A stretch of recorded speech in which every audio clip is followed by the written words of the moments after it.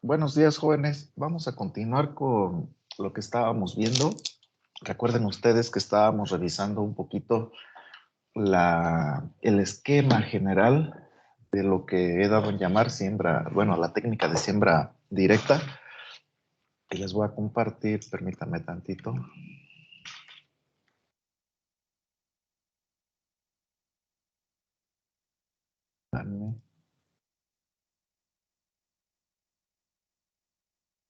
Bien, ¿ya está viendo la transparencia, jefe? Sí, ya se ve. Está bien, gracias. Bueno, recuerden ustedes que estábamos revisando un poquito sobre lo que es la técnica o el conjunto de técnicas que consisten en la siembra directa. Recuerden ustedes que la siembra directa es el conjunto de técnicas en la que la semilla se deposita en el terreno definitivo, donde la planta que va a salir de esa semilla va a expresar su productividad. Y habíamos visto, había mencionado yo algunos ejemplos, como por ejemplo, de especies vegetales que se siembran por esta técnica, como son el maíz, el frijol, la avena, el trigo, el sorgo, la haba, el garbanzo, y algunas hortalizas, como son el rábano, la cebolla, la zanahoria, el cilantro, y aunque de manera un tanto no muy extendido también, la lechuga, la col, la coliflor también se llegan a sembrar, sobre todo la lechuga por siembra directa, aunque para ello se utiliza otra técnica que es la de siembra más trasplante normalmente. Pero bueno, sí queda claro hasta aquí ahorita, sí queda claro, jóvenes. A ver, permítame tantito que estoy viendo aquí. ¿Hay alguna pregunta que tengan ustedes después de que ya estudiaron, después que ya revisaron sus notas del curso? ¿No? ¿No hay preguntas? Bien, continuamos entonces. Estábamos también revisando que antes de hacer la siembra se hace la preparación del terreno. Y habíamos dicho qué cosa es el subsoleo. Y recuerden ustedes que no tienen que confundir términos. Subsoleo es la práctica que consiste en roturar el suelo y a veces el subsuelo, porque a veces es profundo, con un implemento que se llama subsoleador. El barbecho es una práctica de roturación del suelo. Normalmente difícilmente llega al subsuelo, que, que consiste en roturar, repito, el suelo con un implemento que se llama arado. Y hay muchos tipos de arados, ya lo vieron ustedes en su bonito curso de mecanización agrícola. Pero estábamos revisando para qué sirve el barbecho. ¿Para qué sirve el barbecho? ¿Quedamos? A ver, conéctense, jóvenes. Platiquen. ¿De veras ya renunciaron a su oportunidad de participar? Ándenles, participen. El hecho que yo les caiga gordo, que los haya ayer no los regañé, ayer nada más me lamentaba yo de la suerte de tenerlos a ustedes como alumnos. Adrián Álvarez, ¿qué quiere? Dígame usted. Que estábamos en qué era el barbecho, profe. El barbecho ya quedamos que es una práctica de roturación del suelo que se hace con un arado y que profundiza normalmente de unos 10, difícilmente, o sea, normalmente es de 20 a 40 centímetros de profundidad. Pero estamos revisando para qué sirve el barbecho. Primero Adrián Álvarez. Álvarez, ¿para qué sirve el barbecho? Yo pienso que tiene varias funciones, profe, A entre las ver, que... dígame usted. Vamos a revisar una por una. Primero dice una y nos esperamos para discutirla. Adelante, ¿cuál es su función del barbecho? Que las raíces de las plantas que se van a sembrar, el cultivo, se diseminen más rápido, que tengan mejor ¿Por qué? ¿Por qué va a penetración. ser más rápido? A ver, dígame usted, ¿por qué esa diseminación, de esa distribución, ese crecimiento de las raíces de las plantas que todavía no se establecen, va a ser más rápido si un suelo está barbechado a que si no está barbechado? ¿Por qué? Porque el suelo va a ser más poroso, se podría decir, y ya no va a estar tan compactado. Y ¿Cómo eso que? ayuda a No, que la espérese, raíz... espérese, espérese, espérese. Vámonos parte por parte. Eso no es cierto, compañero. Ya le dije a usted que después de la primera lluvia o después del primer riego, el suelo se vuelve a compactar, se vuelve a perder su porosidad, vuelve casi al mismo estado en el que estaba antes de ser barbechado, porque vuelve a recuperar su estructura. Eso ya se lo dije. Entonces no es cierto que el suelo vaya a estar suelto cuando la planta ya esté, cuando la planta ya haya crecido, cuando ya se esté desarrollando a partir de la semilla que vamos a depositar ahí en el suelo, sobre todo después de haberle dado 2 o 3 riegos. Entonces, eso no es cierto. Vamos a darle oportunidad a Santiago Alfaro ya que quiere participar. Adelante, Santiago Alfaro, diga usted. Buenos días, profesor. Buenos Yo había días. dicho la clase pasada que era para facilitar el manejo del suelo y darle una forma, por ejemplo, facilita el surcado. Ah, bueno, sí, esa sí habíamos quedado que sí. Sí facilita el surcado, la formación, darle la forma al suelo, ya sea la forma de surcos, la forma de melgas o alguna otra. Sí, efectivamente, porque el suelo va a estar suelto, va a estar, digamos, destruida la estructura, va a estar rota la estructura y sí vamos a poder dar la forma que quiero. Es así, compañero, anótenla por ahí, anótenla por ahí.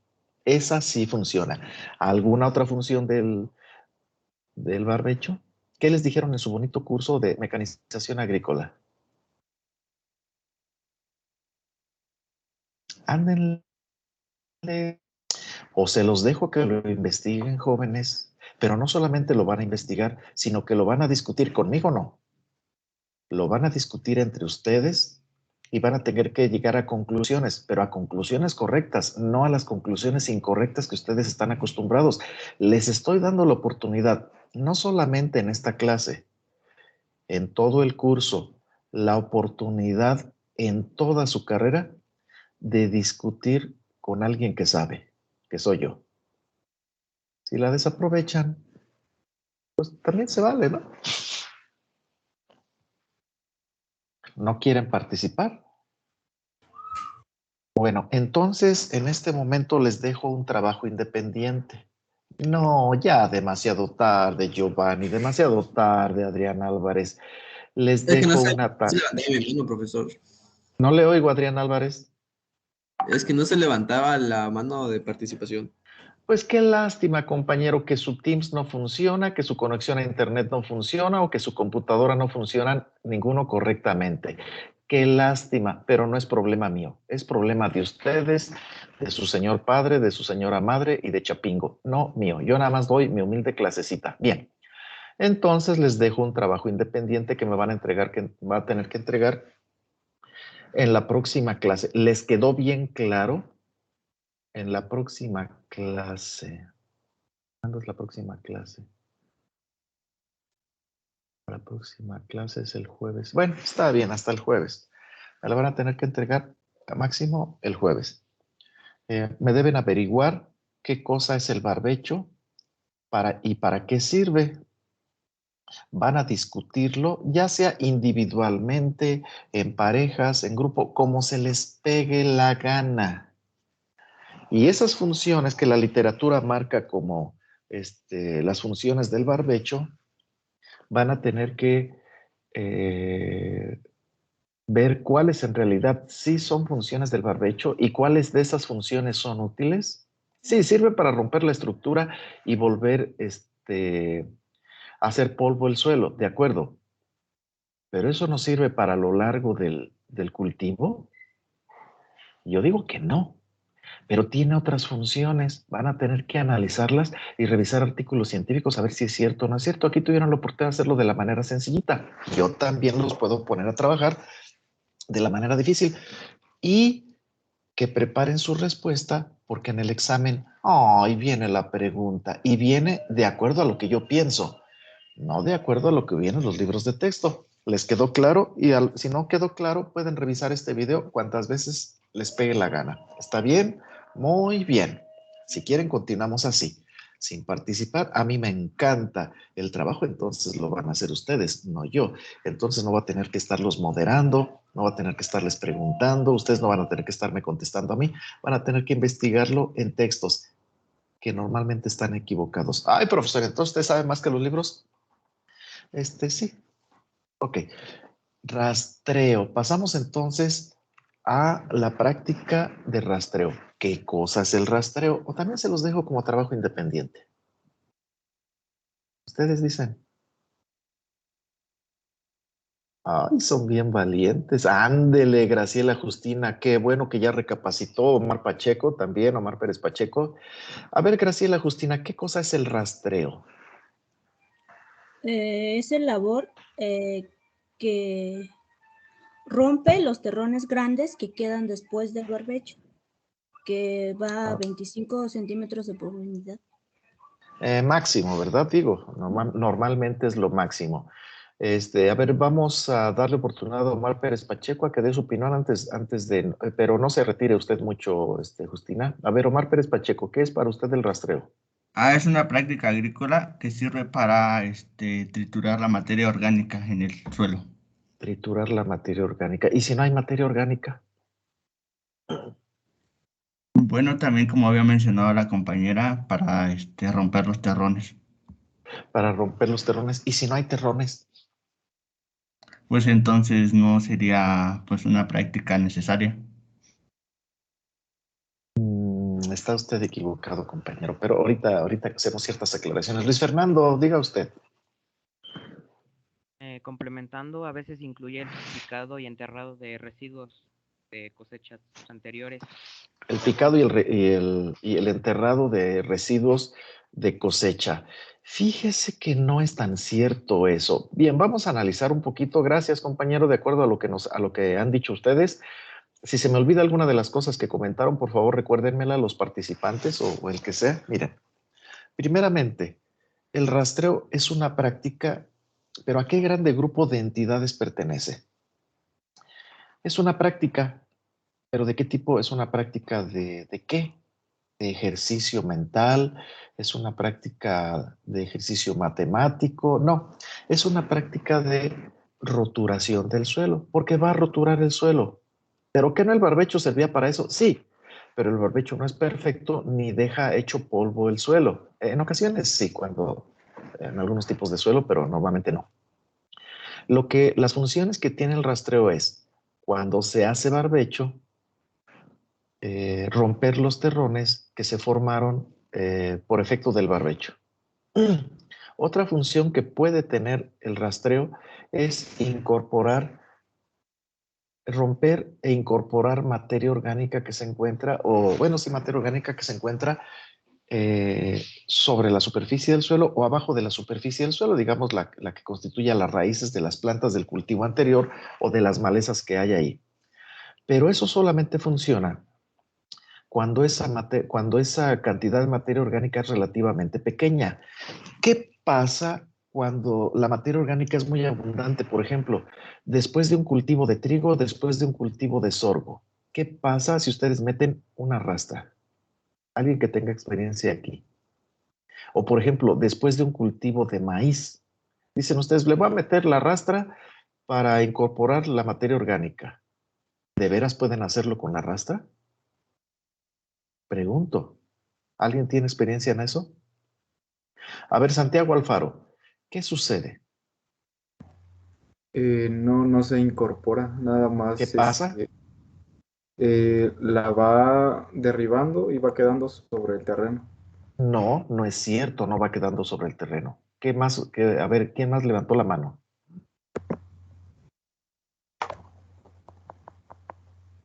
No va quedando sobre el terreno. Si fuera quedando sobre el terreno, qué felicidad. Pero no va quedando sobre el terreno. ¿Quién más levantó la mano? ¿Nadie más quiere participar? Bien, no queda sobre el terreno, jóvenes. Se va acumulando porque la rastra, recuerden ustedes que los discos de una rastra están montados sobre un eje largo. Bueno, en realidad cuando se trata de las rastras comunes y corrientes que utilizan los 3 puntos hidráulicos del tractor para levantarla, van corriendo sobre un eje. Y de hecho casi todas las rastras hacen eso, van corriendo sobre un eje. Entonces ese eje está a una altura de la mitad del diámetro de los discos, porque va en el centro de los discos. Entonces, cuando ustedes pasan la rastra, se va rompiendo el suelo o los terrones que hay, si es que hay terrones. pero la materia orgánica va siendo arrastrada por ese eje de los discos, va siendo arrastrada y se va acumulando adelante de la rastra. Se va rebalsando, dicen en Guanajuato. Se va rebalsando y se va acumulando y después ya impide la penetración de la rastra y a veces impide hasta el avance del tractor. Entonces, no es cierto que la rastra, hay que estar levantando la rastra frecuentemente, no continuamente, ¿eh? Continuamente es una cosa sin interrupción, pero sí frecuentemente, lo cual maltrata el sistema hidráulico del tractor. Y si es una rastra pesada de arrastre, precisamente, no que vaya acoplada a los 3 puntos hidráulicos del tractor, que en realidad los hidráulicos nada más son dos, son los dos brazos. La barra central, esa no es hidráulica, esa es mecánica, pero cuando se trata de arrastre, de rastras de arrastre, pues es peor, porque se tarda más y el tractor sufre más y el sistema hidráulico trabaja mucho más porque hay que estarlo levantando cada rato porque se va acumulando una gran cantidad de paja, de maíz, de trigo, de sorgo, adelante de la rastra, que no pasa por abajo, se va quedando y se va acumulando y se hacen unas pues no pelotas porque no son esféricas, pero unos cúmulos muy grandes de esa paja que molesta, que impide la penetración de la rastra, incluso, repito, el avance del tractor en algunas ocasiones. Entonces, cuando tenemos mucha materia orgánica eh, que no esté ya despedazada, no la incorpora al suelo. Bien, entonces sería una función que tendría la rastra sería incorporar la materia orgánica, pero para eso tiene que estar desmenuzada. Antes de pasar la rastra, nosotros tenemos que pasar una desbaradora para hacerla pedacitos. Y aún así se llega a acumular una cantidad de esos pedacitos, pero bueno, ya es mucho menos.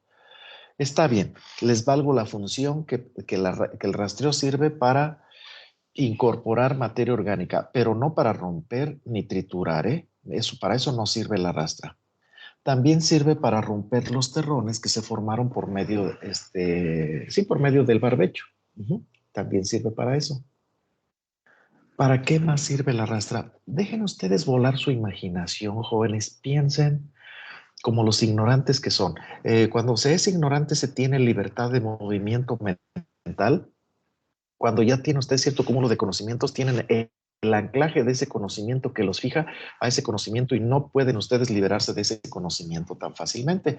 Pero ustedes, como son prácticamente ignorantes, ¿para qué puede servir un conjunto de fierros con forma de disco que van rompiendo el suelo? ¿Para qué?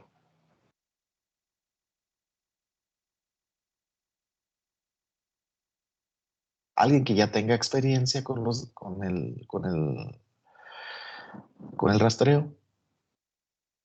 ¿No? Bien, miren ustedes, cuando se hace barbecho, normalmente se utilizan unos 3 discos. Es muy común que los tractores de alrededor de unos 60 a 70 caballos de fuerza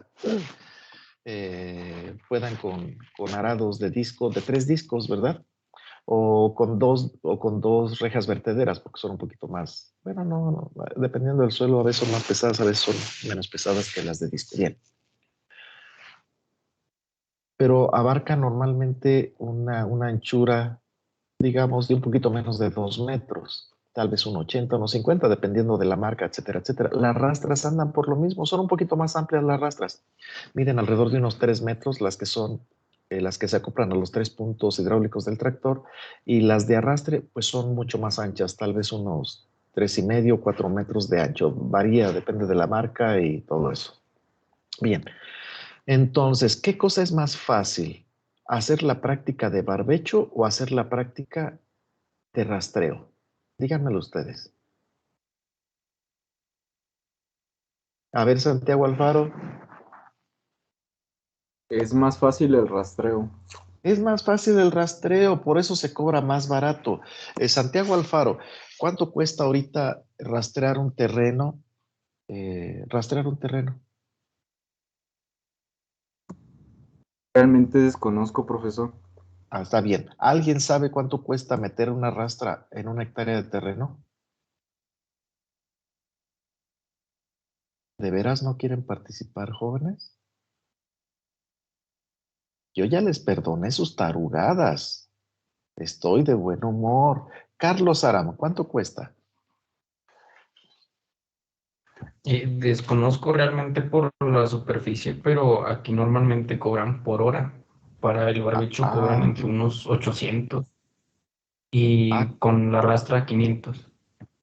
bueno, al menos ya el compañero, gracias compañero. Qué raro que cobren por hora, pero bueno, ¿de dónde es usted, compañero Carlos Aram? Del estado de Guerrero, de la zona norte. Bueno, está bien. Santiago Alfaro, ¿conoce usted los precios de los costos de Sí, la ya fui a rastra? preguntar. ¿Cuánto Y cuesta? 400 pesos y es la mitad de lo que cobran, de lo que sería el arado. El arado cuesta 800 pesos. Uy, es muy barato el barbecho. No es arado, compañero. Arado es el implemento. La práctica, el servicio que dan es el barbecho. Les repito, jóvenes, tienen que aprender a manejar correctamente los términos, siquiera para que pasen este bonito curso, porque yo no les voy a permitir, bueno, sí se los voy a permitir, pero se los voy a calificar mal, les voy a poner un 0 de calificación. Si me dicen, el arado es una práctica que sirve para roturar el suelo, no es cierto, el arado es un implemento que se utiliza y eso ya lo deben saber porque llevaron el curso de mecanización agrícola. Y yo no se los voy a pasar, a aprobar. Ay, es que este compañero lo que quiso decir es que es el barbecho. Pero dijo Arado, ay, pues la intención es lo que cuenta. No, jóvenes, aquí los resultados, y aquí en este curso y en la vida, lo que cuentan son los resultados. ¿Sí? Bien, y no los estoy regañando, conste. Que no tendría nada de malo que lo regañara. A ver, déjeme ver si lo regaño o no lo regaño. No, ¿para qué maltrato mi hígado, verdad? ¿Para qué pierdo el tiempo? Si ustedes no quieren participar, bueno, los poquitos que quieran participar son bienvenidos. Todos aquellos que no quieran participar, qué bueno que de todos modos están aquí. Y aquellos que no estén aquí, no se preocupen. Yo me encargo de reprobarlos. Bien, aquí la participación es totalmente voluntaria. Eso creen. Es a fuerzas, tienen que trabajar, bola de perezosos. Pero bueno, ellos piensan que se las voy a perdonar. Nada más que me den oportunidad y los hago que se queden en su casa, que ya no regresen aquí a Chapingo. Bien, hay que encender. Ah, sí, Omar Pérez Pacheco, ¿qué quiere usted decir? Sí, profesor, el precio del barbecho aquí en Oaxaca, en Valles Sí, Centrales, está sí. por hectárea a 2.500 y Ah, del caramba. suelo Ajá. en 1.500. Sí, bien, gracias, compañero. Sí, a mí se me hace muy barato lo que dijo el compañero, 1,000 pesos de barbecho y creo que dijo 400 pesos. No, del barbecho es la rastra, 500 pesos. Se me hace muy barato, muy, muy barato. Pero 2,500 de barbecho y 1,500 de rastreo se me hace muy caro. Pero bueno, tal vez así está funcionando. Realmente el rastreo se cobra más barato porque es una práctica más ligera, se somete al tractor y al implemento de esfuerzos mecánicos menos intensos que en el caso del barbecho y normalmente se realiza de manera más rápida que el barbecho, por eso se cobra más barato. Pero ¿sí se fijaron ustedes que las dos son prácticas de roturación? Una, el barbecho produce terrones, el rastreo los rompe. El barbecho sí incorpora materia orgánica, pero también cuando es poquita y cuando está hecha a pedacitos. El rastreo, pues también. Entonces pregunto yo, ¿para qué diablos utilizamos el barbecho si podemos utilizar nada más el rastreo? Pregunto yo. Y con el rastreo cumplimos la función que había dicho el compañero, que el suelo se vuelve suelto, es decir, lo roturamos, rompemos la estructura del suelo y nos permite darle la forma que queramos, sea de surcos o sea de melgas. No tenemos que hacer el barbecho. Entonces pregunto yo, ¿para qué se hace el barbecho? Van a tener que discutirlo y contestármelo porque como no les he dejado muchos trabajos independientes, los muy poquitos trabajos independientes que les he dejado, el primer trabajo independiente que no están cumpliendo, que hagan lo que tengan que hacer para participar en clases. Si recuerdan que se los dejé, bien, yo sí me acuerdo. porque estoy viejillo, pero todavía me acuerdo. Y este segundo trabajo independiente, que es averiguar para qué sirve el barbecho, son muy poquitos trabajos independientes, entonces cada uno vale mucho. Ahí ustedes sabrán si lo quieren averiguar o no. ¿Sale? Bien. Entonces, ¿para qué hacemos el barbecho? En realidad no tiene caso hacer el barbecho desde mi perspectiva. Sí, profesor, pero es que usted no lo ha llevado a la práctica. Claro que lo he llevado a la práctica. Yo lo he llevado a la práctica desde hace muchísimos años. Y he hecho comparaciones, podemos decir científicas, a través de un diseño experimental. Y yo sí sé hacer diseños experimentales, no como ustedes, ¿sí? Y yo sí sé presentar los resultados de los análisis de varianza.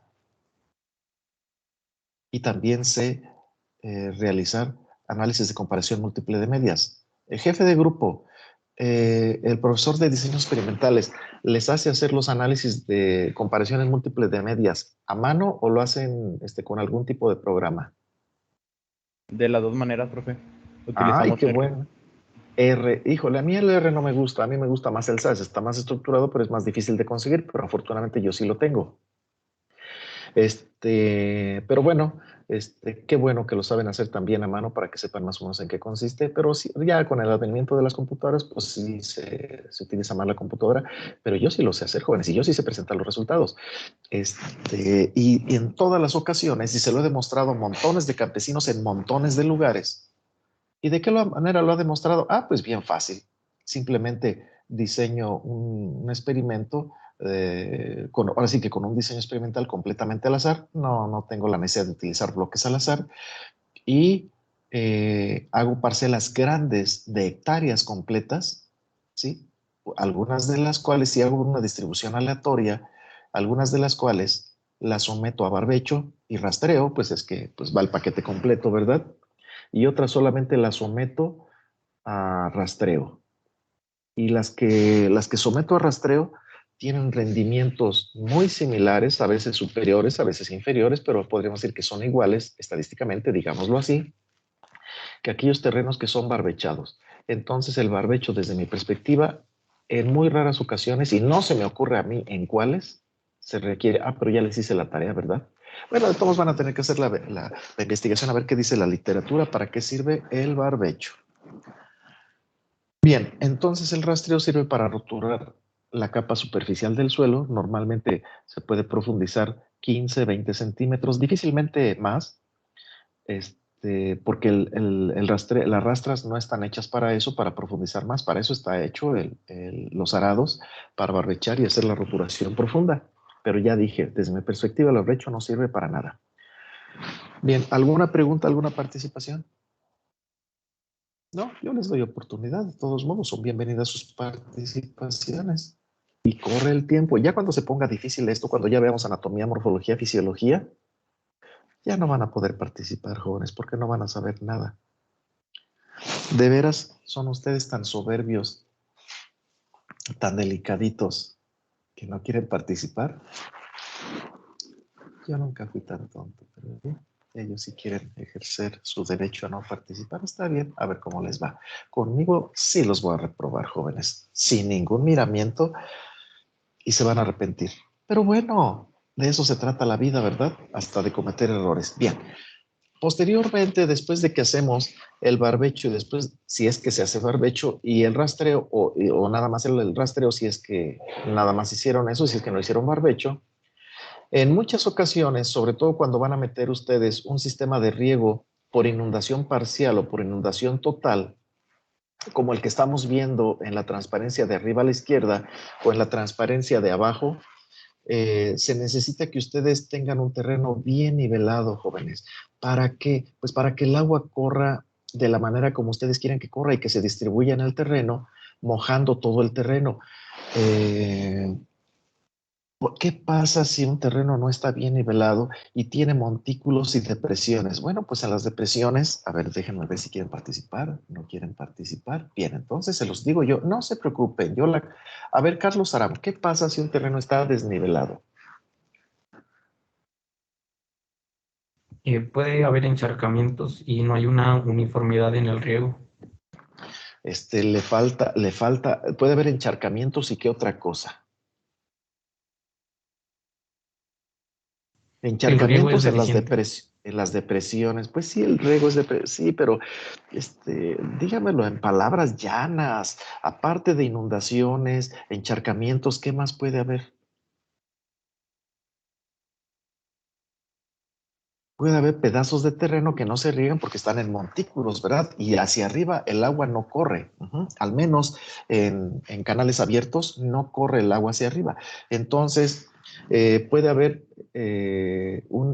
como dijo el compañero, un riego deficiente porque no va a ser uniforme el riego en todo el terreno. Va a haber lugares donde se acumula el agua en las depresiones o en las partes deprimidas, que pueden ser pequeñitas, medianas o sumamente grandes, gigantescas, y también puede haber montículos pequeñitos, medianos o colinas enteras sobre la cual el agua no va a correr. Entonces esa colina entera no se va a mojar y ustedes no van a poder hacer una siembra con el riego, o sea, al menos no van a poder depender del riego ahí porque el agua no va a llegar allá.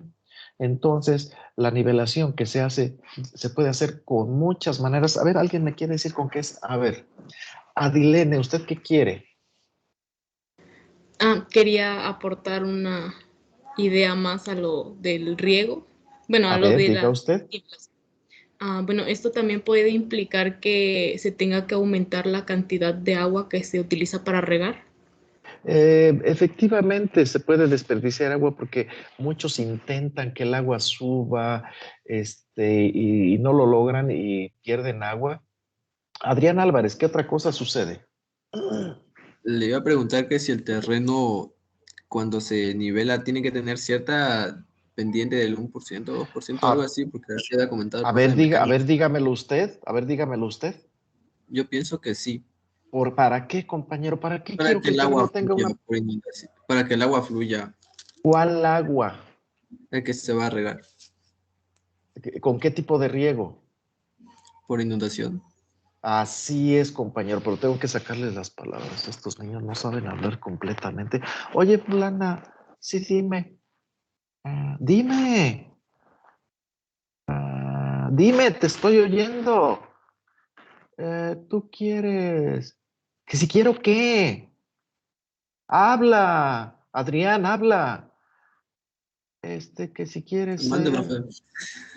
Estoy hablando yo haciendo un teatro, compañero. Usted ni quien lo esté pelando.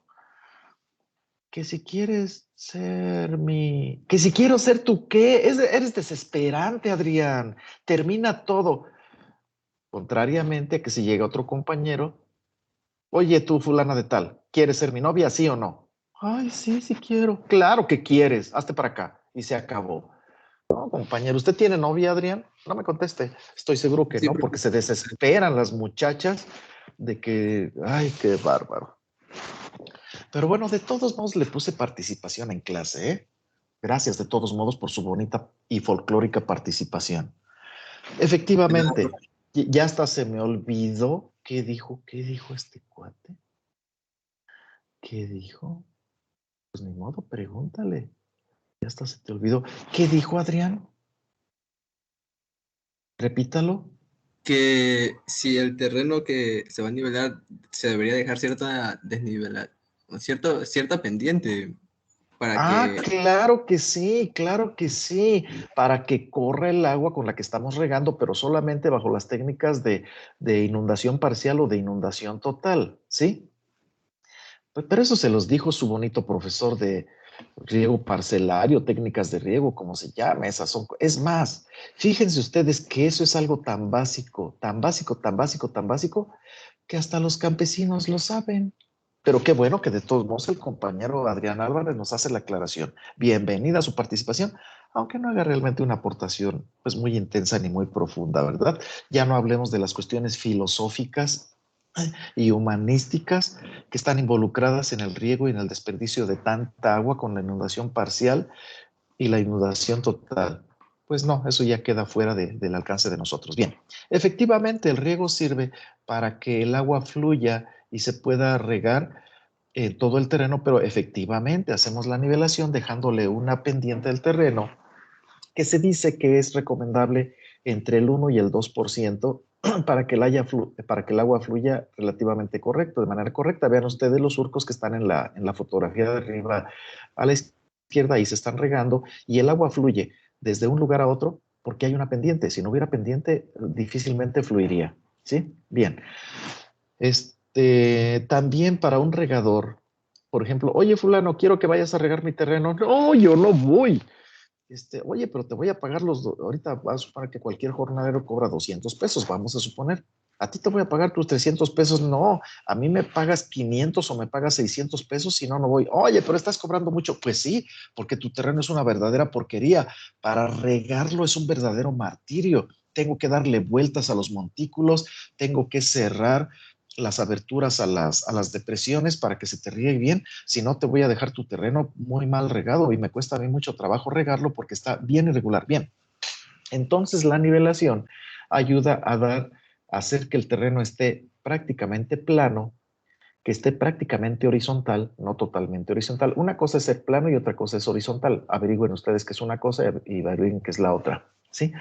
Y se hace con muchos implementos. ¿Con qué implementos se hace la nivelación de un terreno?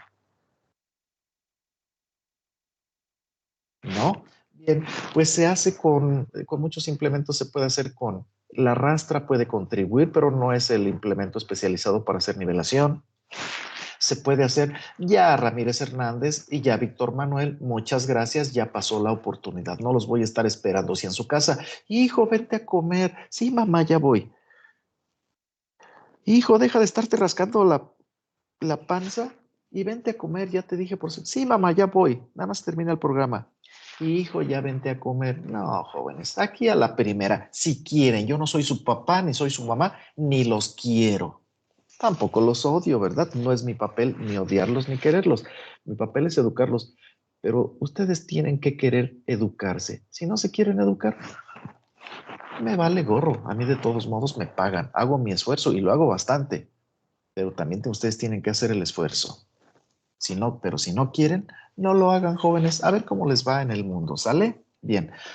Bien, entonces, ¿con qué se hace también? Hay unos aparatos que se llaman, unos implementos a los que al menos en Guanajuato se les llama rastrillos, porque efectivamente parecen rastrillos de los que sirven para rasurarse la cara, parecen, con los que se acarrea tierra de los lugares que están más altos a los lugares que están más bajos. Sin embargo, es difícil y el tractorista tiene que tener mucha experiencia para saber dónde sí, dónde hay exceso de tierra o montículos y dónde hay falta de tierra o depresiones. Últimamente, bueno, desde hace mucho tiempo hay lo que se llaman aparatos, implementos especiales para el movimiento de tierra que se llaman escrepas. Esas escrepas antiguamente eran manejadas con animales, después fueron tiradas o jaladas por tractores. Y ahorita actualmente existen algunas escrepas que son no solamente automáticas, sino que son computarizadas. Se ponen unos puntos de referencia que funcionan con láser y la escrepa, mediante una computadora, sabe cuándo levantarse, sabe cuándo bajarse, sabe cuándo inclinarse para tirar tierra, etcétera, etcétera. Ya toma las decisiones.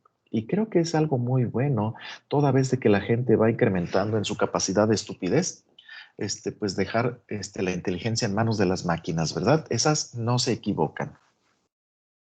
Bueno, los que se equivocan son los que las programaron y las fabricaron, pero las máquinas no se equivocan.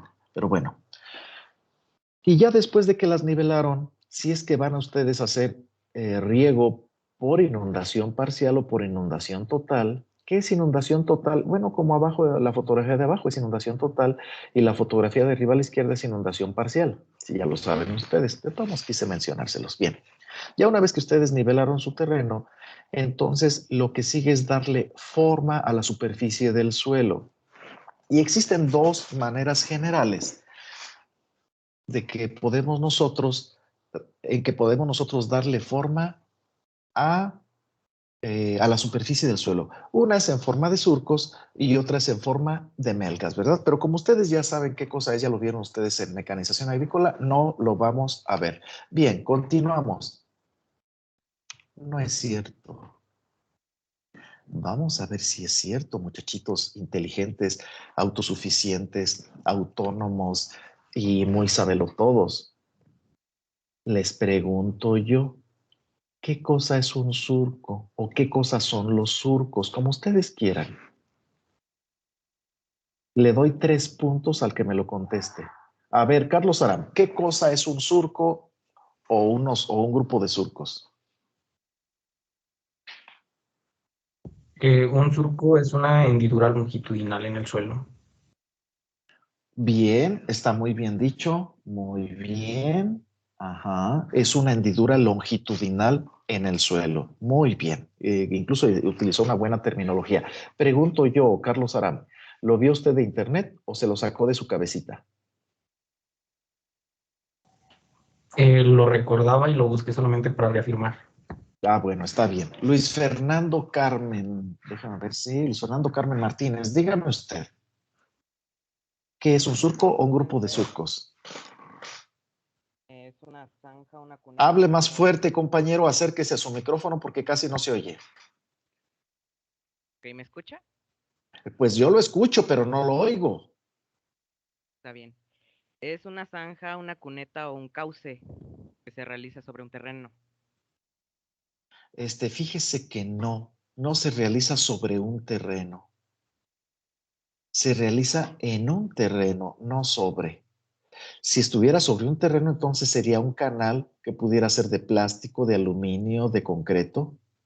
Pero no, ahí sí como que no concuerdo, fíjese. Usted nada más lo copió del internet, pero no se detuvo a pensar si era cierto o no. ¿Mm? Bien, ¿alguien más quiere participar? Para que vean ustedes que no todo lo que viene en internet es correcto, ¿eh, jóvenes? Ni todo lo que viene en los libros. ¿Alguien más quiere decir qué cosa es un surco? Se las voy a cambiar, a ver qué piensan ustedes. Lo que pasa es que nosotros los viejillos tenemos mucho tiempo que perder y a veces nos ponemos a pensar y a veces le damos vueltas a los pensamientos. A ver qué les parece esto. Un surco es un montículo alargado en el suelo. ¿Es cierto o no es cierto?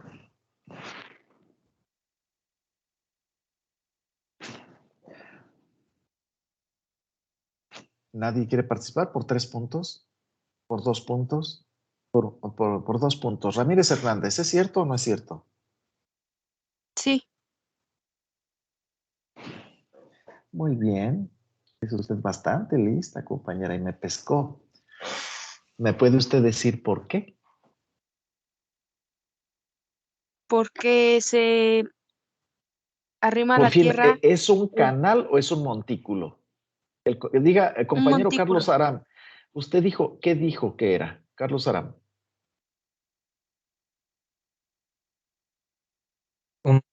Una apertura. No es cierto, híjole, ni siquiera tiene memoria para saber lo que dijo. Dijo una hendidura. Y yo estoy diciendo un montículo. Compañera, uy, ya se me perdió. Ramírez, creo que fue la que participó. Sí, Ramírez Hernández, Carla Lisbeth.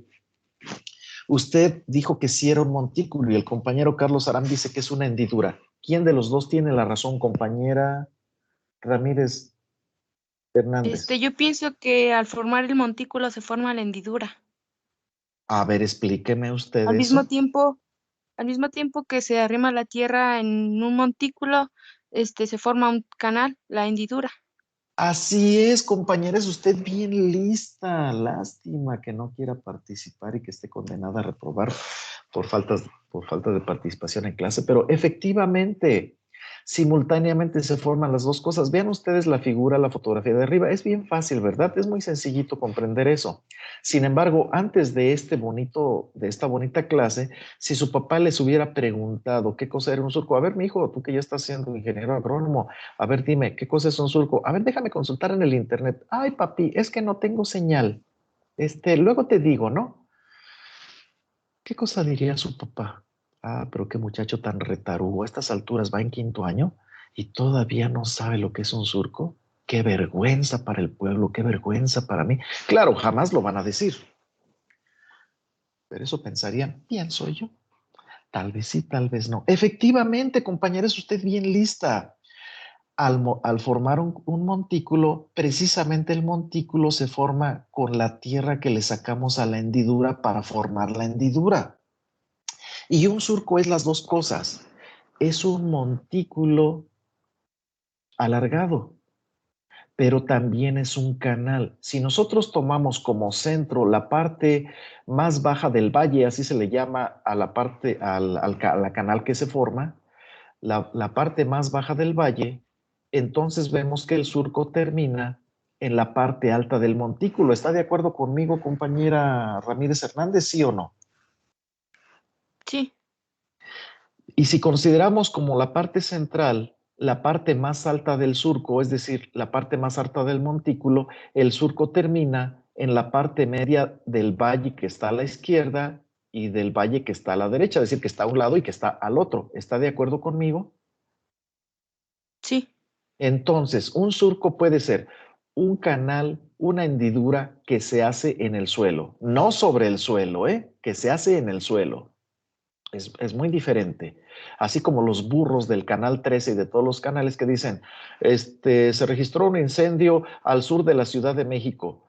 ¿Al sur de la Ciudad de México? Pues entonces fue en el estado de Morelos. Si hubieran dicho en el sur del estado de México, pues puede ser por allá por Topilejo, por esos lugares. Es el sur del estado de México, pero al sur del estado de México está el estado de Morelos, entre otros. Pero son tan burros que no saben cuál es la diferencia. Yo sé que ustedes sí saben la diferencia, pero entonces una cosa es en el suelo y otra cosa es sobre el suelo. Bien, entonces, pero también puede ser, ¿qué cosa que dije que era? Es un montículo y es un canal. ¿Cómo lo quieren ver ustedes? ¿Como montículo o como canal? Véanlo como se les pegue la gana. Tienen esa opción. Bien, son surcos que se realizan, jóvenes, para cultivar, tradicionalmente para cultivar, ahora sí que especies que se siembran en baja densidad, como son el maíz, el sorgo, el haba. ¿Qué más? Las lechugas, el rabanito. Oiga, profe, pero es que el rabanito no está de baja densidad. Sí, sí se considera todavía que se cultiva en poblaciones de baja densidad, el rabanito. Aunque digan, no, pero es que son un montón por hectárea. Sí, aún así son de baja densidad. El maíz se considera un cultivo de baja densidad porque existen otros que se cultivan a densidades mucho, mucho, mucho más altas. Ahorita vamos a hablar de cuáles, ¿sí? ¿Cuáles son qué otros cultivos de siembra directa son de baja densidad? Bueno, ya no quieren participar otra vez, pues ni modo, haz la clase tú solito. Ni modo, pues sí está bien. Por ejemplo, la flor de cempasúchil, ya dije el haba, el maíz, el sorgo. ¿Qué otra cosa? Pues no, como que no estoy iluminado hoy y nada más nos quedamos con esos cultivos. Bien. En los que esos cultivos están a densidades normalmente entre 5 y 30,000 plantas por hectárea. O le podemos dar la forma de melgas. ¿Qué cosa es una melga? Ustedes que ya saben que es una melga y que se las estoy mostrando ahí, porque está en la fotografía de abajo de lo que les estoy mostrando, díganme ustedes qué es una melga. Por 3 puntos, por 2 puntos, por 1 punto. Por 1 punto, Adilene, dígame usted qué cosa es una melga. Es una franja de terreno delimitada por 2 bordos paralelos a través de la longitud del terreno. Bueno, sí, es correcto lo que usted dijo. Es una franja de terreno. Y dice usted delimitada por 2 bordos, pero a veces, por ejemplo, en otros lugares aquí en el Estado de México no está delimitada por 2 bordos, está delimitada por 2 zanjas. A veces está delimitada por las 2 cosas, por un bordo y por una zanja que están contiguos, uno al lado del otro.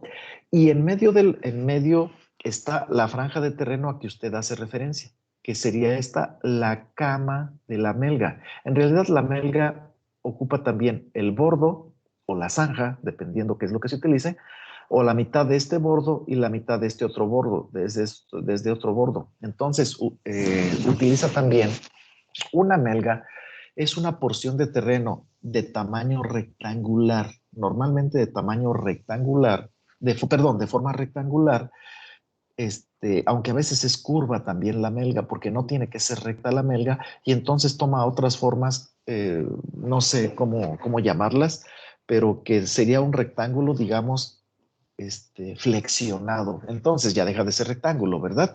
Pero hagan de cuenta que ustedes flexionan una figura de un rectángulo y entonces se forma otra figura, no sé, un arco tal vez, un arco bidimensional.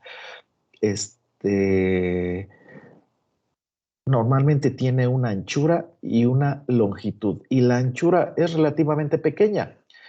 Puede ocupar de 2 a 4, a veces hasta 5 metros, es decir, las melgas tienen una anchura variable, digamos de 2 a 5 metros. Es muy común que sea de alrededor de 3 metros de ancho la melga porque es más manejable, pero hay terrenos en los que se hacen melgas muy anchas.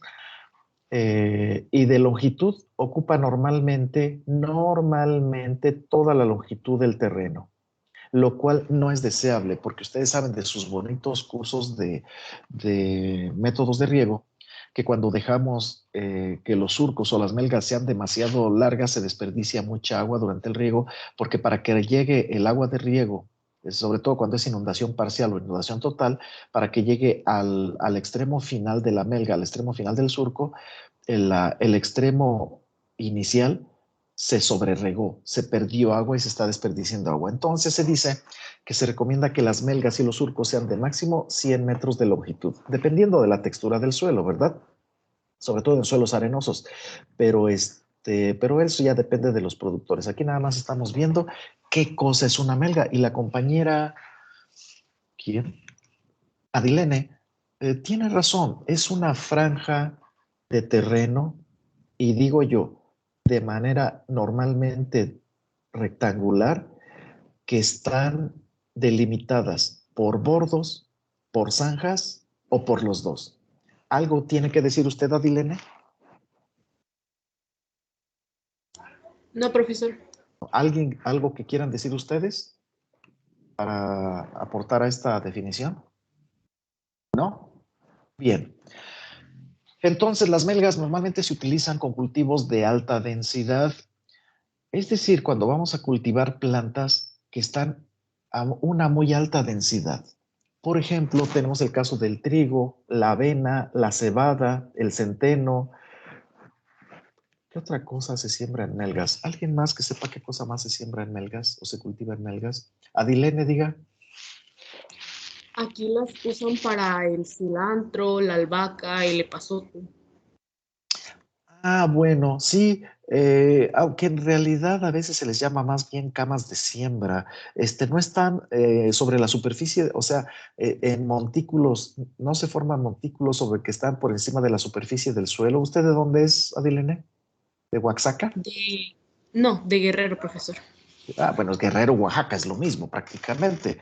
No es cierto, ¿eh? No lo hacen en pequeños huertos olerícolas que usan lo que se llama camas de siembra. Pregunto. No, sí hacen ¿No? las melgas. Las melgas. Ah, está bien. Bueno, pues entonces también se utiliza para eso, aunque esas plantas a veces no están en altas densidades. En otros lugares, en muchas partes del mundo, incluidos México, en el norte para cultivar trigo, en el centro del país para cultivar trigo, avena, cebada, centeno, se utilizan para estos cultivos de alta densidad que tienen densidades, digamos, entre unos 10 y 30 millones de plantas por hectárea, ¿no? Es decir, en cultivos muy densos, normalmente. Bien. Entonces, es la diferencia entre surcos y melgas, y nosotros, dependiendo qué es lo que vamos a cultivar, qué es lo que vamos a sembrar, qué es lo que vamos a producir mediante la técnica de siembra directa, vamos a elegir surcos y vamos a elegir melgas. Oiga, profesor, ¿y un cultivo de alta densidad como es el trigo, lo podemos sembrar en surcos? ¿Qué opinan ustedes, jóvenes?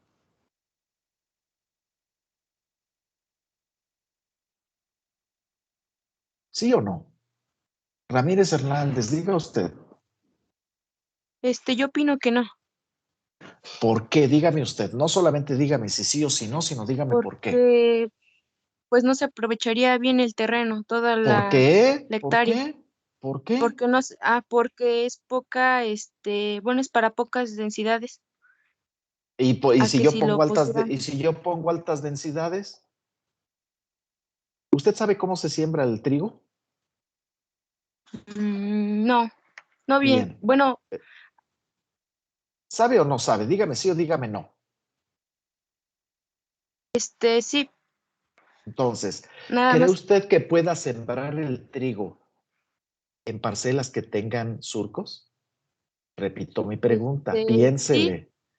Sí, sí, compañera, pero es claro más que costoso, sí. ¿Por qué pienso. sería más costoso? Dígame usted. No invente Porque cosas y se la saque de la manga, se la saque de la nada. Si usted dice algo es porque tiene algo importante y que pertenezca al mundo de la realidad y que tiene que decir. ¿Por qué sería más costoso? para establecer los surcos. Y Porque la otra también es es que más no, caro, permítame, ¿es más caro hacer surcos que hacer melgas? no, pero se podría sembrar el trigo es que no recuerdo cómo se dice, pero que es como aventar el trigo. Al voleo, Bueno, al voleo. al voleo, ajá. A ver, pues claro que se puede sembrar al voleo, pero ¿eso qué tiene que ver con los surcos y las melgas?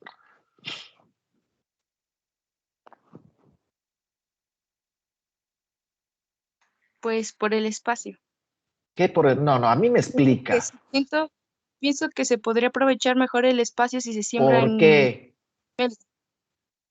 porque son más ¿Quiénes son más? porque se aprovecha mejor el espacio, son más anchos. ¿Por qué? ¿Por qué? ¿Por qué se aprovecha mejor el espacio? No le esté dando vueltas a lo mismo. A mí me Porque son explica. más anchos. Es que ya no te quiero porque andas de mujeriego. A ver, dime, ¿por qué dices que ando de mujeriego? Es que andas de mujeriego. Sí, pero ¿por qué dices? Pues es que andas de mujeriego. Ay, mujer, sigues con lo mismo. Que te vaya bien. Vete a tu casa, te llevo a tu casa, agarra tus chivas que te voy a llevar a tu casa. Así usted, compañera. Si no me lo explica, y si fuera una pregunta de examen, la reprobaría. De hecho, es una buena pregunta. ¿Se puede sembrar trigo en surcos? Sí, no, ¿por qué? Y si usted no me contesta, ¿por qué la reprobo? A ver, vamos a suponer que estamos en el examen. Contésteme.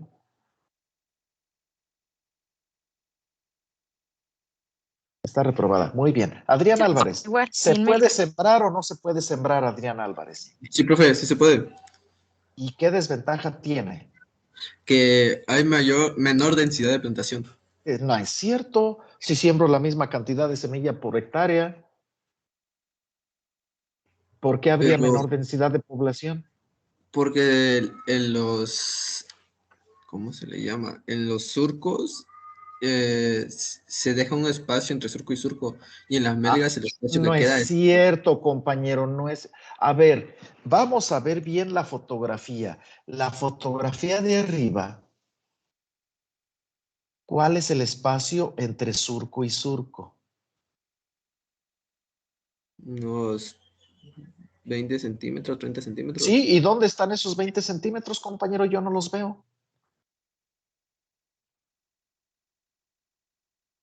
Porque yo veo que donde termina un surco, estoy hablando de forma transversal, ¿verdad? Donde termina un surco, ahí inmediatamente, sin dejar un espacio ni siquiera de 1 milímetro, empieza el otro. ¿O qué es para usted un surco? Porque dije que si consideramos que un surco es una hendidura, es un canal, el surco empieza a la mitad del montículo que está a un lado y termina a la mitad del montículo que está al otro lado. Y ahí donde termina un surco, ahí empieza el otro. No hay espacio entre surcos. No hay distancias entre surcos. No hable de algo que no existe. Póngase a pensar. ¿Con quién estoy hablando? Ya se me olvidó. Con Adrián, profesor. Adrián, póngase a pensar, Adrián, antes de abrir la boca, y lo estoy agarrando de ejemplo para todos los demás, no se vaya a sentir mal. Antes de abrir la boca, conecte el cerebro, a ver si lo que está diciendo no es una tarugada. Distancia entre surcos, y en el examen les voy a hacer una pregunta que implica ese concepto. ¿Qué distancia entre surcos me recomienda? Ustedes van a decir 60, 70 centímetros. No, jóvenes, no existe ninguna distancia entre surcos. Una distancia entre surcos de 0. El concepto correcto es anchura de surcos. Eso sí. Yo le recomiendo una distancia de surcos de 0 centímetros, pero una anchura de surcos de 85 centímetros. Ah, muy bien, este muchachito sí sabe, porque no hay un espacio entre los surcos. ¿Qué quiere usted, Omar Pacheco, que los estoy regañando tan a gusto y usted me viene a interrumpir? No, es que usted preguntó si se podía sembrar trigo en surcos. Ah, me quiere contestar eso. Adelante, contésteme. Yo digo que sí. ¿Y qué desventajas tiene la siembra en surcos del Al trigo? momento, al momento de cosechar no se podría hacer una cosecha con maquinaria. Sería ¿Por muy difícil. qué? ¿Por qué? Porque pues hay si se siembra, bueno, supongamos que se siembra el boleo, Sí.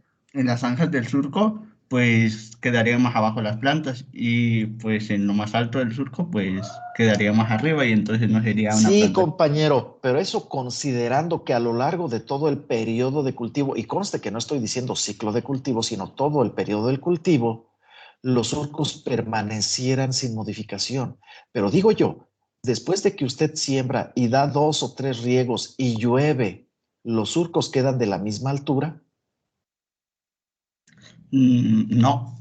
Ahora, pregunto yo, las combinadas, que son las máquinas que se utilizan para cosechar el trigo, la avena y estos cultivos densos, ¿pueden subir o bajar los cabezales, es decir, o la mesa de corte? ¿Sí o no? Pues sí se puede. Ah, ahí está, compañero. Entonces yo puedo controlar otras cosas y precisamente esa es una de las razones por las cuales, no se cultiva con surcos, porque yo le pregunté a la compañera Ramírez Hernández Carla Lisbeth y no me contestó. Más bien sí me contestó que sí era más difícil hacer surcos que hacer melgas. Y efectivamente, es más difícil hacer surcos que hacer melgas, porque hay que meter la surcadora. ¿Sí? Y en el caso de las melgas, pues nada más hay que meter una bordeadora que trabaja mucho menos porque solamente hace un bordito.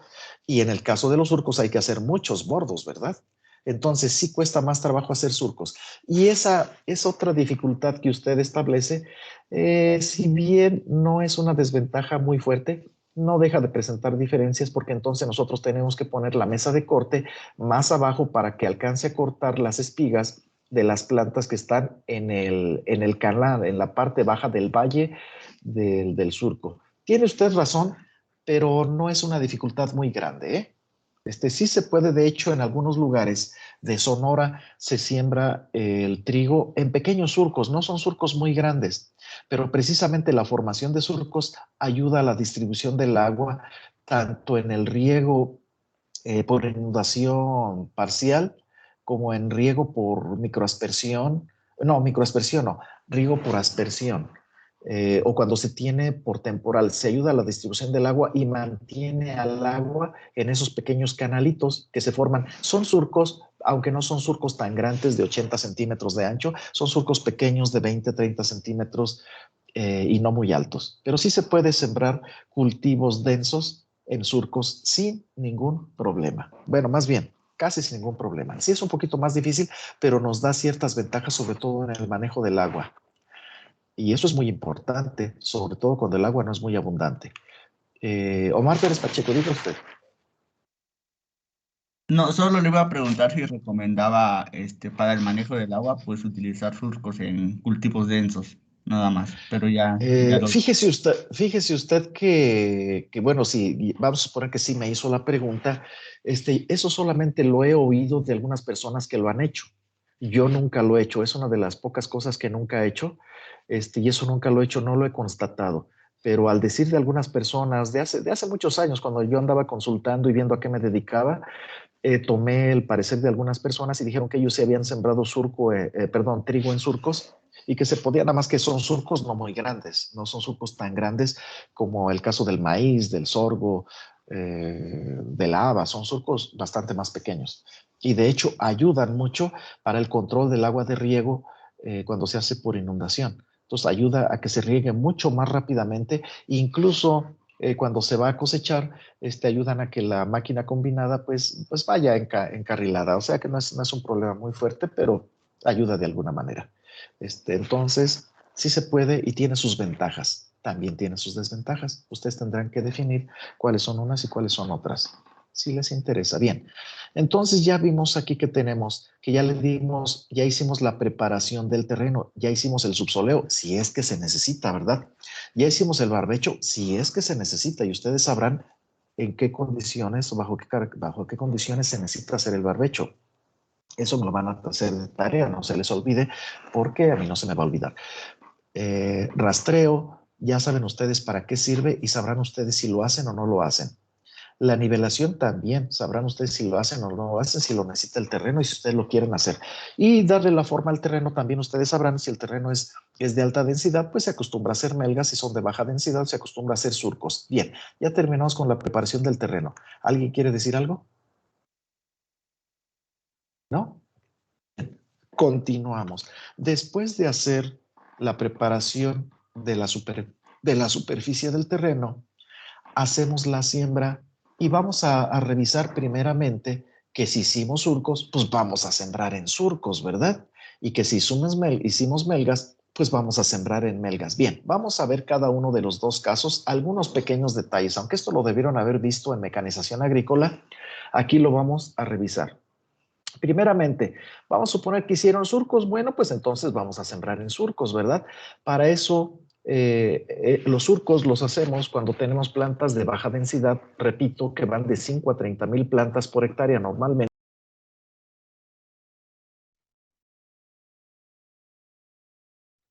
¿Qué?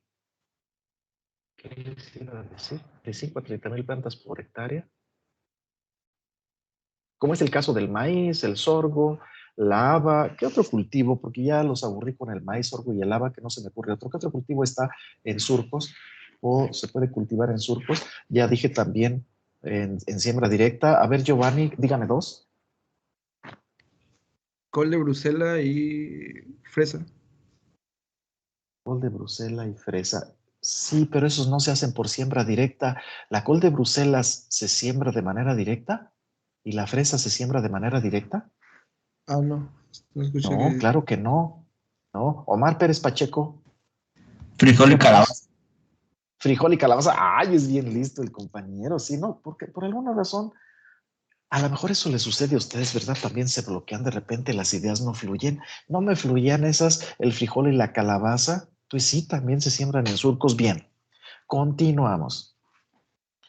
Entonces, habíamos hablado de ancho de surco, no de distancia entre surcos, porque la distancia entre surcos es de 0, jóvenes. Ahí donde termina un surco, ahí empieza otro. Entonces, quítense de la cabeza esa de distancia entre surcos.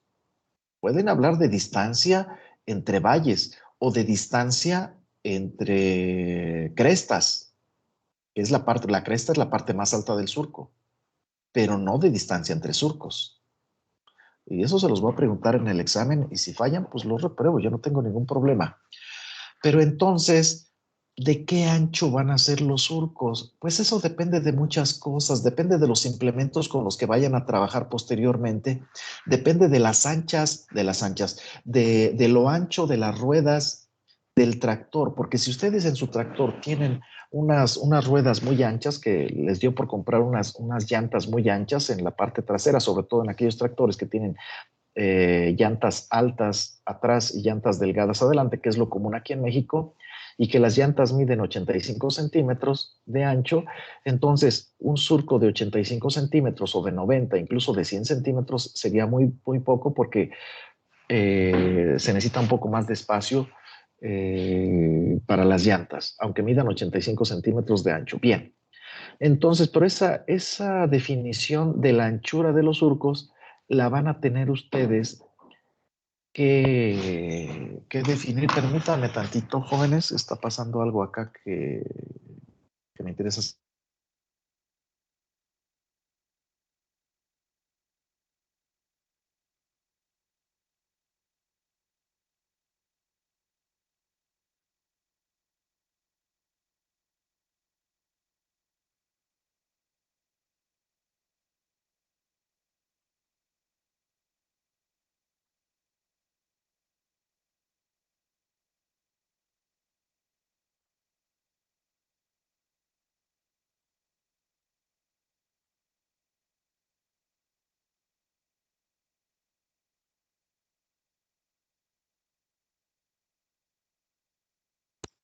Bien, ya estoy de regreso. La anchura de los surcos depende de ustedes porque va a depender de la distancia entre hileras. Recuerden ustedes que los surcos de baja densidad, como son el maíz, la calabaza, el frijol, la haba, el sorgo, se siembra en hileras, ¿sí? En los surcos, pero sobre hileras, en forma de hileras, es decir, de disposición de las plantas en hileras, que ustedes saben lo que es una hilera y ahorita lo vamos a explicar. Entonces, la anchura de los surcos depende de la distancia que ustedes vayan a seleccionar entre hileras. No lo vamos a discutir mucho. Esas distancias, si bien son muy variables, pueden andar en un extremo, bueno, en los extremos normales andan entre 85 y 120 centímetros. Entonces, la anchura de los surcos andan entre 85 y 120 centímetros normalmente. No quiere decir que no puedan hacer surcos más anchos ni surcos más angostos. Es decir, que sí, o sea, pero normalmente andan las anchuras de surcos entre 85 y 120 centímetros. 120 ya es muchito y 85 ya es relativamente poco, pero sí los hay, sí se puede hacer. Ahora, la siembra, es decir, la deposición de la semilla, se va a hacer a distancias entre semillas de cuánto. Bueno, eso también depende de la distancia que ustedes hayan elegido entre plantas en una misma hilera, ¿sí? ¿Y de cuánto es, profesor? ¿De cuánto es lo recomendable? Es sumamente variable. Miren ustedes, en el caso, por ejemplo, del maíz, cuando ustedes van a sembrar a una planta por mata, ¿qué es una mata? Es el lugar donde se deposita una o varias semillas. Ahí le llaman golpe también. Ahí donde depositan una o varias semillas. Pueden ustedes depositar una o varias semillas en una hilera en cada uno de los lugares donde quieren que salgan plantas, de tal manera que a veces salen conjuntos de plantas que salen aparentemente del mismo punto, no salen del mismo punto, pero salen de lugares muy cercanitos y a eso se le llama mata. Bien, pueden ustedes depositar una sola semilla por mata o pueden depositar varias semillas por mata. Normalmente cuando se depositan varias semillas por mata, la distancia entre matas en este caso se incrementa. Comparado cuando se hace una sola semilla por mata. En el caso del maíz, por ejemplo, en Guanajuato, y eso es nada más un ejemplo, en Guanajuato, en siembras bajo temporal, se siembra por mata, se siembran 3 o 4 plantas por mata y se deja una distancia entre matas de aproximadamente 1 metro. En otros lugares o bajo riego se deposita una sola semilla por mata y se dejan distancias entre plantas de 25 centímetros. ¿Sí me expliqué? ¿O tienen dudas? ¿De qué depende? Depende casi nada más de la costumbre de la gente, ¿eh?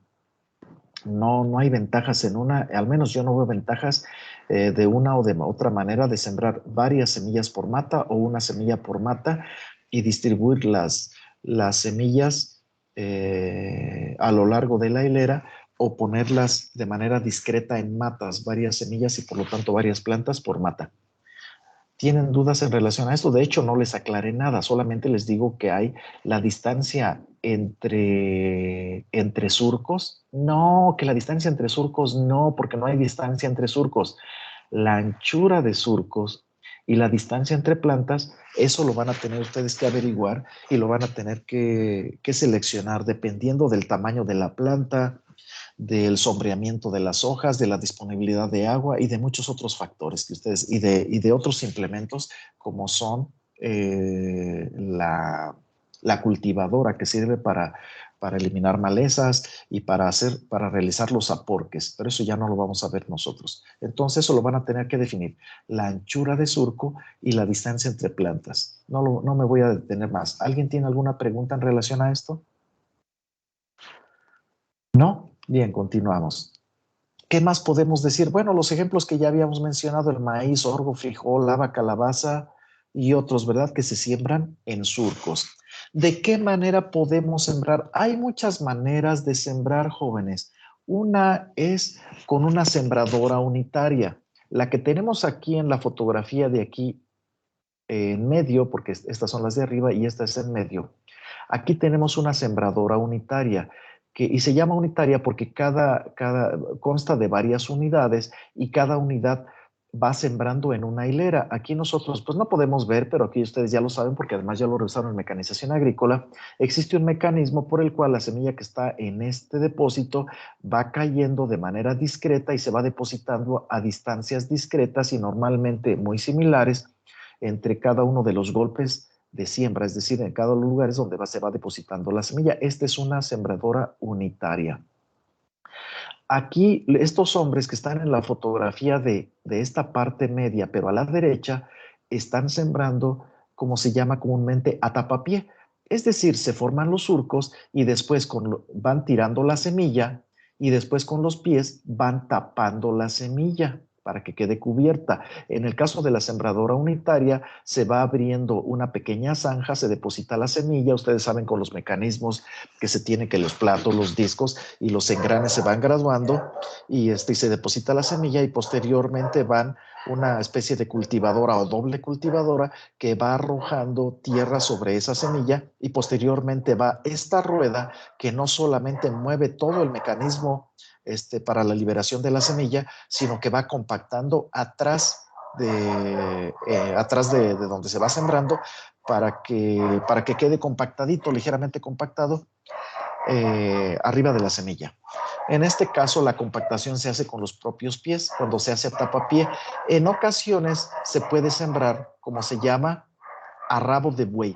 Es decir, en los surcos que ya están formados o en aquellos lugares donde todavía no hay surcos, se van abriendo los surcos y aquí, atrasito de este arado, se va depositando la semilla y atrás del arado, la tierra de un lado y la tierra del otro lado van cayendo y se va tapando la semilla, ¿sí? Porque se mueve el suelo, se abre una hendidura, como dijo el compañero Carlos Aram, y atrasito de donde se va abriendo la tierra, se va cerrando un poco ella misma, de tal manera que si nosotros colocamos la semilla antes de que se cierre, de que la tierra caiga por efectos de la gravedad, vamos a estar sembrando. Y la gente que va sembrando va pisando ahí donde se va a estar depositando la semilla y a esto se le llama a rabo de buey, porque a veces van atrás de un animal, en este caso, en realidad aquí no están haciendo la siembra, aquí están haciendo el barbecho, pero es una manera muy similar. No se le pone a veces un arado, sino que se le pone una cultivadora, es otro implemento, y se va sembrando atrás y a veces se utiliza un solo animal, no se utilizan dos animales, precisamente para encarrilarlos en el surco. Bien, o también se puede hacer con estaca o con espeque. Aquí vemos a estos hombres en la fotografía de abajo, aquí a la izquierda, que se está sembrando en el surco y con esta estaca o este espeque, que se le llama, se clava la estaca, se mueve hacia adelante y entonces se abre una cavidad en la cual aventamos la semilla desde arriba y después quitamos la estaca y solita la tierra que está alrededor va a quedar cubriendo a la semilla. Estas son 4 maneras vistas de una manera muy rápida de sembrar de manera directa.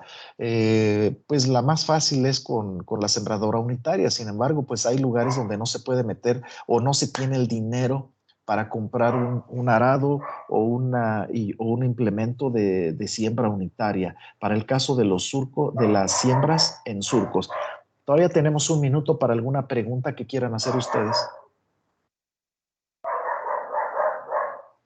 ¿De veras, jóvenes? No sé, me sorprende a mí que no quieran participar. Pero bueno, ¿tienen preguntas? ¿Verdad que no? Bueno, pues ni modo, ya les rogué mucho. Jefe de grupo, ¿le parece bien que terminemos la clase? Ya faltan 5 minutos para las 12. Sí, profe. Ándenles pues. Por favor, termine la grabación.